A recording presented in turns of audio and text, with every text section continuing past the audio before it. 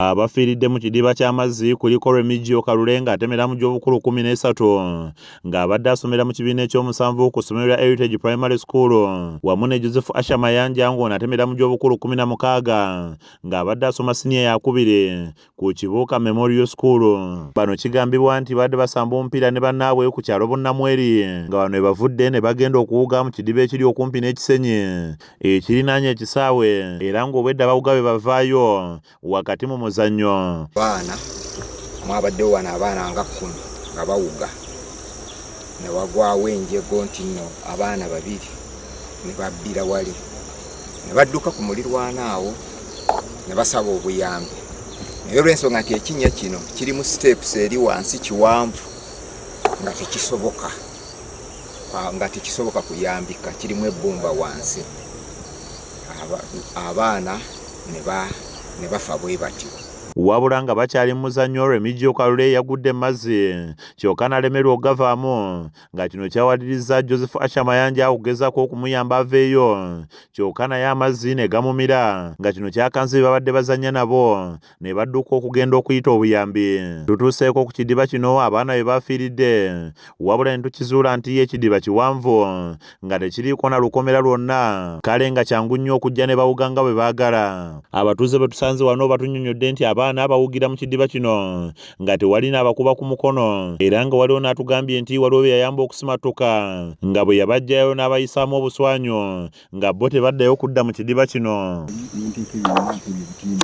Mugalete kitimbe n'ekisiba ku bbuluka bbiri ngenda okujja okutuuka ng'ali bbali eri akutte ku busubi bwati naye ng'amazzi gamuliwa n'esiba bbulooka n'esala akatimba kano n'enkakasuka eri gyali n'akikwata ne muga akwata ekitimbe ekyo netumusika ate abatuuka wakati mu mazzi nabbira netumusika nnyo okutuusa twamugusa ettale. Emyaka 2 nga bonna obalaba mu binnya muno bawuga naye ng'abaana teboogerwako nga bonna nagamba omwana nti wayi lwaki muwugira mbinnya omwo mujja kufiira omwana yanziramu yanga muzeeyi bwefa kubikwatako. Abalala bakitadde ku bulagajjavu bw'abasima omusenyu n'abalunda ebyennyanja obutasala lukomera ku kidiba kino ne poliisi obutasaawo mateeka gabalungamya bwe batyo nga basabye poliisi n'abakulembeze okubayamba ku kidiba kino. Twagala ekintu kimu ebidiba bizibwe. Ebidiba biri mu kitundu kino bisukka mu 6 era tusaba nannyini bidiba bino akole ekintu kimu tewali kirala kyonna waliwo pulaani yali ezze wano ng'awo wonna baleeta kasasiro omuzzi okumujjeka buleeri nga bamunyiwa wano yajja n'agaana kasasiro okukola ki okuddamu omunyiwa wo. Gamba dde azibe ebidiba bino era ne kyamaani w'ekitundu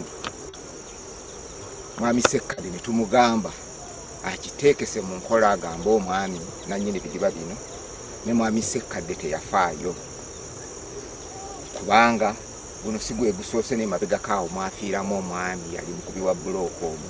Tutuuseeko mu maka we bazaala Remigio Kalule ng'eno tusanze amaziga geefuza enjo nga maama w'omugenzi Goreti Nakyanzi abadde ayaziirana.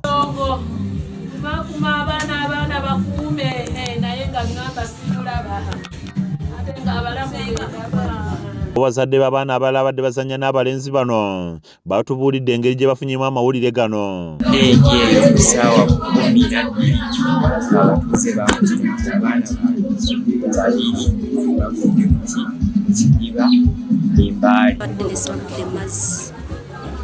Kati nze okugafuna okutegeera nti bagudde mu mazzi Honorable Nakawunde yankubidde nga ngamba bagambye abaana ba Dennis bagudde mu mazzi. Kati nze nina mukulu wange Dennis babaddewo ne mugamba abange mulaki mbayina.